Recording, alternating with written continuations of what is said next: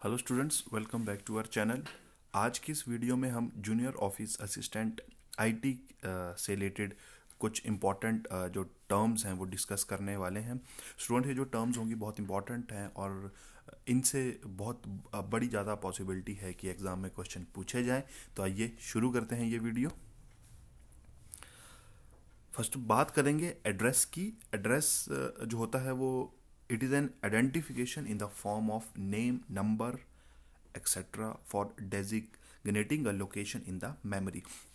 Address जो identification के लिए हम यूज़ करते हैं किसी भी रूप में, चाहे वो नेम के फॉर्म में हो, नंबर की फॉर्म में हो। और नॉर्मली ये जो एड्रेस होता है वो लोकेशन जो है वो डेजिग्नेट करता है कि मेमोरी में किसी पर्टिकुलर फाइल की लोकेशन क्या है। तो उस चीज़ को हम जो है वो एड्रेस कहते हैं। इन सिंपल, एड्रेस का मतलब है कोई name in the form of number या किसी भी रूप में जो मेमोरी में आपकी लोकेशन जो है वो बताता है आपकी फाइल या फोल्डर की। Next is alphanumeric. Alphanumeric is a set of characters that contains letters, digits and other special characters. Alphanumeric जो होता है आपका ये करेक्टर्स होते हैं जो कॉम्बिनेशन होता है लेटर्स का, डिजिट्स का और स्पेशल करेक्टर्स का। स्पेशल करेक्टर्स में हमारे पास comma, dollar, dollar sign, asterisk, at the rate, ये सारी चीज़ें हैं जो स्पेशल करेक्टर्स होती हैं। और अल्फ़ा न्यूमेरिक ये जो टर्म है आपने सुनी होगी। कभी आप किसी चीज़ का पासवर्ड सेट कर रहे होते हैं तो उसमें लिखा होता है स्पेशली कि please set the alpha numeric password. तो अल्फ़ा न्यूमेरिक का नॉर्मली मतलब है एक ऐसा नंबर या ऐसा करेक्टर्स जो नंबर्स, डिजिट और स्पेशल करेक्टर्स की फॉर्म में हो, और इन तीनों की कॉम्बिनेशन जो करेक्टर बनता है उसे अल्फा न्यूमेरिक करेक्टर या अल्फा न्यूमेरिक वर्ड हम कहते हैं। Next is backup files. Backup files is a copy of a file created as a safety precaution. Backup files बहुत इंपॉर्टेंट फाइल्स होती हैं। ये जो हमारी रियल फाइल्स होती हैं कंप्यूटर पे, उन्हीं का ही एक वर्जन होता है जो हम एज अ सेफ्टी प्रिकॉशन के तौर पे सेव करके रखते हैं कहीं। इनकेस हमारी जो ओरिजिनल फाइल है वो अगर डिलीट हो जाती है तो जो हम बैकअप फाइल को जो है यूज़ करते हैं फ्यूचर यूज़ के लिए। इनकेस अगर फाइल करप्ट हो जाए, प्रेजेंट फाइल, या फिर डिलीट हो जाए बाय मिस्टेक, तो बैकअप फाइल के जरिए हम अपना सारा काम जो है रिट्रीव कर सकते हैं। बैकअप फाइल्स आप किसी अलग फोल्डर पे रख सकते हैं या फिर किसी भी स्टोरेज डिवाइसेस में, जैसे सीडी है, हार्ड डिस्क है या पेन ड्राइव हैं, यूएसबीज हैं, उन पे भी आप बैकअप फाइल्स को जो स्टोर कर सकते हैं। बात करते हैं बैंडविथ की। तो bandwidth is a range of frequencies available for data transmission, और basically it is a rate of sending and receiving data. जो सेंडिंग और रिसीविंग डाटा करने का जो रेट होता है उसे हम बैंडविथ कहते हैं। और जितनी ज़्यादा बैंडविथ होगी उतनी ही ज़्यादा जो है आप स्पीड से डाटा रिसीव और सेंड कर सकते हैं। Next is biometric device. A biometric device is a device used for user authentication that verifies some physical characteristics of a user. Biometric device जो है बहुत इस नाम आपने सुना होगा। नॉर्मली जो है अटेंडेंस के लिए ये बायोमेट्रिक डिवाइस जो है आजकल विभिन्न स्कूलों में, कॉलेजेस में, ऑफिस में यूज़ किया जाता है। बेसिकली बायोमेट्रिक डिवाइस क्या होता है? एक ऐसा डिवाइस है जो यूज़र के फिजिकल करेक्टर्स को यूज़ करता है उसकी आइडेंटिफिकेशन के तौर पे। फॉर एग्जांपल, अगर आप अपने सिस्टम को या बंद करना चाहते हैं तो आप अपने फिंगरप्रिंट के थ्रू कर सकते हैं। अपना रेटिना स्कैन जो है आपका आइज कांटेक्ट के थ्रू भी जो आप यूज़ कर सकते हैं। टंग इम्प्रेशन आप दे सकते हैं। तो इस तरह की सारी चीज़ें जो हैं वो बायोमेट्रिक डिवाइस में आप यूज़ कर सकते हैं फॉर सेफ्टी पर्पस। और बहुत जो हाई लेवल की सिक्योरिटी मानी जाती है इस डिवाइस में। जैसे फॉर एग्जांपल, आप अगर आपको किस सिस्टम को बंद करना है तो आप अपने फिंगरप्रिंट्स को भी यूज़ कर सकते हैं। तो बायोमेट्रिक डिवाइस वो डिवाइसेस होते हैं जो फिजिकल करेक्टरिस्टिक्स यूज़ करते हैं यूज़र की, उसकी आइडेंटिफिकेशन के तौर पे। स्टूडेंट सिलियोस कोचिंग ऑनलाइन क्लासेस के कुछ बैचेस भी लेके आया है। इसमें आप एचएएस, जेओ, आईटी और जे इलेक्ट्रिकल की क्लासेस कर सकते हैं। तीनों क्लासेस जो है ऑफलाइन मोड पे, ऑनलाइन मोड पे आपको अवेलेबल रहेंगी। अगर आपको इनके विषय में कोई भी जानकारी चाहिए हो तो स्क्रीन पे दे नंबर पे आप कॉल कर सकते हैं। Next is browser. It is a software that helps user to do internet surfing. जो इंटरनेट सर्फिंग के लिए जो सॉफ्टवेयर यूज़ होते हैं उन्हें हम ब्राउज़र कहते हैं. For example internet explorer, Google Chrome, opera mini, ये सारे के सारे जो हैं वो इंटरनेट सर्फिंग ब्राउज़र हैं और ये सॉफ्टवेयर है जिसके थ्रू हम इंटरनेट सर्फिंग करते हैं. Bug is an error in a computer program. Computer program में जो एक कोई एरर होता है उसे हम बग कहते हैं. और बात करते हैं डिबगिंग की. तो debugging is a process of finding and correcting program error. जो एरर होता है उसको फाइंड करके उसको ढूंढ के करेक्ट करने के प्रोग्राम को जो है वो हम डिबगिंग कहते हैं. Next is database. A database is a collection of data files integrated and organized into a single file system.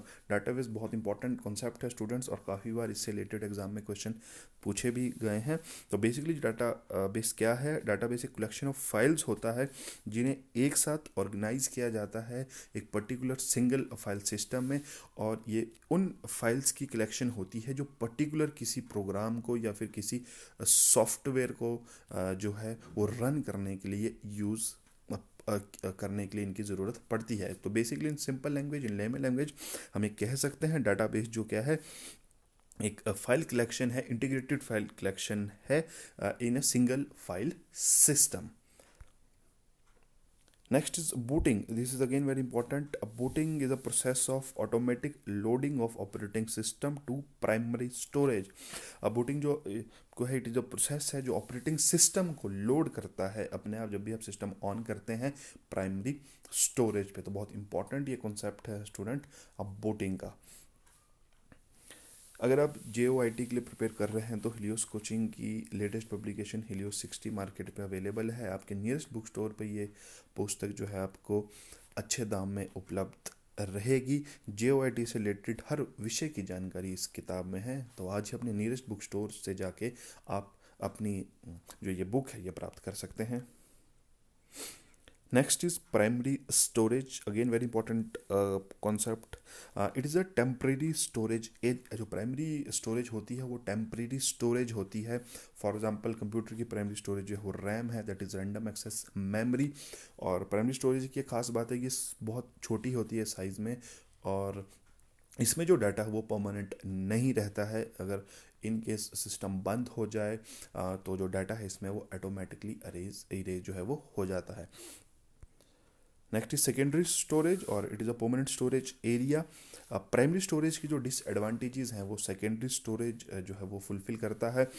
इसमें जो सेकेंडरी स्टोरेज का डाटा वो परमानेंट स्टोर रहता है अनलेस एंड अनटिल आप उसको खुद डिलीट कर दें उस पर्टिकुलर एरिया से. और प्राइमरी स्टोरेज का जो एग्जांपल है वो रैम है और वहीं सेकेंडरी स्टोरेज का एग्जांपल हार्ड डिस्क है या CD को भी आप बोल सकते हैं सेकेंडरी स्टोरेज. ये परमानेंट होती हैं और एक बार जब हम इनको स्टोर कर लें तो वो परमानेंट वहीं रहती हैं अनलेस एंड अनटिल आप इन्हें डिलीट करें या फिर किसी अन्य वजह से ये फाइल्स करप्ट हो जाएं, चाहे वायरस हो या फिर कोई और रीज़न हो, तो तब तक ये जो है वो परमानेंट वहीं स्टोर रहती हैं. Cache memory it is an extremely fast memory type that acts as a buffer between RAM and CPU. Student मैं बताना चाहूँगा कैशे मेमोरी बहुत एक इम्पॉर्टेंट रोल प्ले करती है CPU और RAM के बीच में. कोई भी जो डाटा है हमारा में कंप्यूटर की फंक्शनिंग है वो आपकी RAM में ही होती है. सिस्टम की कोई भी फाइल्स हों जो स्टोर होती हैं आपकी सेकेंडरी स्टोरेज में, वहाँ से उन्हें रिट्रीव करके उन्हें हम बोल सकते हैं कि उठा के प्राइमरी स्टोरेज रैम में लाया जाता है और वहाँ फिर फर्दर आप जो है यूज़र अपना टास्क या कोई भी चीज़ जो है वो परफॉर्म कर सकता है. तो कैशे मेमोरी जो है वो एक्ट करती है as a buffer between RAM and CPU और इसकी स्पीड बहुत ज़्यादा होती है और इसीलिए बहुत इंपॉर्टेंट है क्योंकि यूज़र की स्पीड इतनी ज़्यादा नहीं होती है कि वो CPU की स्पीड को मैच कर सके. तो इसलिए जो कैशे मेमोरी का बहुत इंपॉर्टेंट रोल जो है यहाँ प्ले करती है as a buffer between RAM and CPU. Next is coding.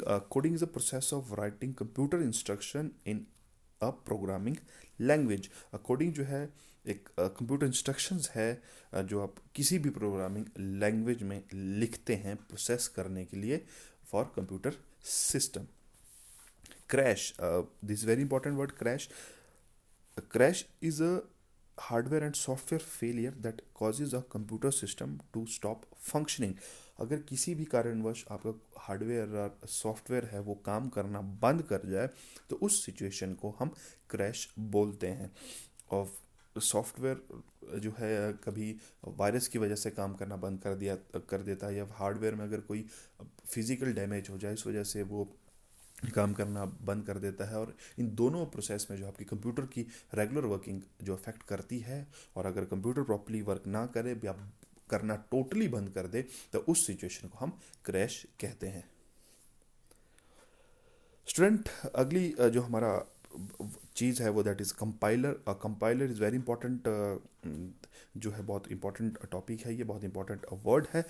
It is a program that translate the entire program to machine language. जैसे कि आपको पता है कंप्यूटर जो है वो सिर्फ मशीन लैंग्वेज पे ही काम करता है, उसे नॉर्मल लेमन लैंग्वेज वो समझ नहीं आती है. तो जो कंपाइलर जो है इसका काम क्या होता है, ये ट्रांसलेट करता है पूरे प्रोग्राम को मशीन लैंग्वेज में, और ताकि जो है वो ईजिली अंडरस्टैंडेबल हो जाए मशीन के लिए. और अगला है इंटरप्रेटर. और इंटरप्रेट का भी सेम ही काम है, बट डिफरेंस दोनों में यह है कि interpret translate one statement at a time. Interpreter जो है एक स्टेटमेंट को एट अ टाइम कन्वर्ट करता है मशीन लैंग्वेज में, वहीं कंपाइलर जो है पूरे के पूरे प्रोग्राम को एक साथ कंपाइल कर देता है या कन्वर्ट कर देता है, या हम कह सकते हैं ट्रांसलेट कर देता है मशीन लैंग्वेज में. तो दोनों में बहुत जो मेन डिफरेंस है वो ये है कि interpret translates one statement at a time and compiler translate the entire program in a single go. काफ़ी बार इससे रिलेटेड क्वेश्चन एग्जाम में पूछे गए हैं, तो बहुत इंपॉर्टेंट स्टूडेंट दोनों कॉन्सेप्ट है कंपाइलर और इंटरप्रेटर का. Next is motherboard. It is a main circuit board and also known as the system board. जो मदर बोर्ड है बहुत इंपॉर्टेंट जो है कॉन्सेप्ट है कंप्यूटर सिस्टम का. और मेन सर्किट बोर्ड है जिसमें आपकी CPU, RAM chip, ROM chip सारी जो है वो असेंबल्ड की जाती है, इसमें रखी जाती हैं. और सर्किट जो है वो सारा का सारा जो बनता है वो मदरबोर्ड पे ही बनता है.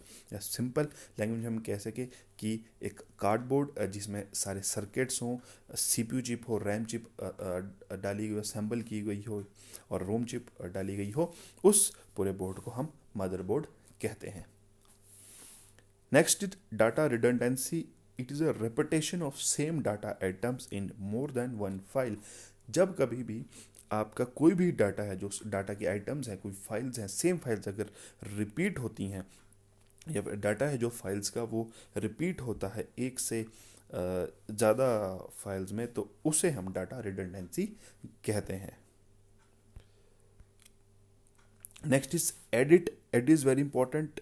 Edit is to modify the format of data by inserting or deleting characters. अगर आप किसी भी फाइल में, किसी भी फोल्डर में कोई नया डाटा इंसर्ट करते हैं या फिर डिलीट करते हैं किसी कैरेक्टर को, किसी वर्ड को, या फिर कोई नई चीज़ ऐड करते हैं, तो उस प्रोसेस को हम एडिट कहते हैं. स्टूडेंट्स, हिलियोस कोचिंग की काफ़ी ज़्यादा और भी पब्लिकेशंस हैं. इसमें हिमाचल 360 हिंदी और इंग्लिश दोनों विषय पे ये बुक अवेलेबल है. इसके साथ साथ हिलियोस 120 और हिलियोस 270 भी मार्केट में अवेलेबल है. आप इन बुक्स को भी ले सकते हैं. काफ़ी अधिक और अच्छी जानकारी जो है इन बुक्स में आपको मिलेंगी. Next is your downloading. Downloading is very important concept, और आज की डेट में हर व्यक्ति जो हर स्टूडेंट इस डाउनलोड जो वर्ड है इसका यूज़ करता है. Basically downloading is a moving of file from remote computers to one one's computer in a network. Network से रिलेटेड ये टर्म है. इसमें सिंपल भाषा में हम कह सकते हैं कि किसी दूसरे कंप्यूटर से कोई भी फाइल जो है वो अपने सिस्टम पे लेके आना. तो आइए बात करते हैं रिमोट कंप्यूटर की. रिमोट कंप्यूटर जो होता है it is a personal computer to which a user does not have physical access but that can be accessed. Remote computer वो कंप्यूटर होते हैं जिसमें यूज़र का जो पर्सनल एक्सेस नहीं रहता है. You can not directly access the remote computer, but जो है आप उसको एक्सेस कर सकते हैं विद परमिशन. तो वही बात करो डाउनलोडिंग का मतलब क्या होता है। अगर आप रिमोट कंप्यूटर से कोई भी फाइल अपने सिस्टम पे मूव करते हैं, वहाँ से उठा के अपने सिस्टम पे लेके आते हैं, तो that process is called downloading. और रिमोट कंप्यूटर वो होता है जिसमें आपका डायरेक्ट फिजिकल एक्सेस नहीं होता है, परंतु आप एक्सेस प्राप्त कर सकते हैं।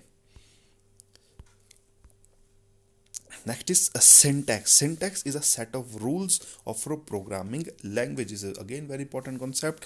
जो किसी भी प्रोग्रामिंग लैंग्वेज के कुछ रूल्स होते हैं, उन रूल्स प्रोटोकॉल्स को फॉलो करके ही हम जो है वो इंस्ट्रक्शन लिखते हैं, प्रोग्राम लिखते हैं, उन्हें हम सिंटैक्स कहते हैं। और syntax errors, this again very important, it is errors in computer programs is known as syntax error. अब ये बात करते हैं कि सिंटैक्स एरर आते कैसे हैं। इन केस कभी आपने कोई वर्ड इनकरेक्ट कर दिया या फिर अनडिफाइंड टर्म लिख दी जो सिंटैक्स रूल के अलावा है या सिंटैक्स रूल में मेंशन नहीं है, तो उस सिचुएशन पे हमारे पास सिंटैक्स एरर अकर करता है। फॉर एग्जांपल, अगर आपके कंप्यूटर की जो आप प्रोग्रामिंग लैंग्वेज लिखते हैं, कोई कोड लिखते हैं, तो उसकी एक लाइब्रेरी फंक्शंस होते हैं। कुछ वर्ड्स हैं, पर्टिकुलर वर्ड का पर्टिकुलर मतलब होता है, मीनिंग होता है। अगर आप उसके अलावा कोई चीज़ जो है कंप्यूटर प्रोग्रामिंग लैंग्वेज में लिख देते हैं, तो कंप्यूटर जो उसको रीड नहीं करता, वो प्रोग्राम आप एग्जीक्यूट नहीं होता है, वो बग की सिचुएशन आ जाती है। और अनडिफाइंड कैरेक्टर्स को, इस तरह के एरर्स को जो है वो सिंटैक्स एरर कहा जाता है। तो स्टूडेंट्स, ये था हमारा आज का वीडियो। आई होप आपको वीडियो अच्छा लगा हो। आने वाले समय में भी इस तरह की हम वीडियोस लाते रहेंगे। Please like share subscribe our channel. Thank you and have a nice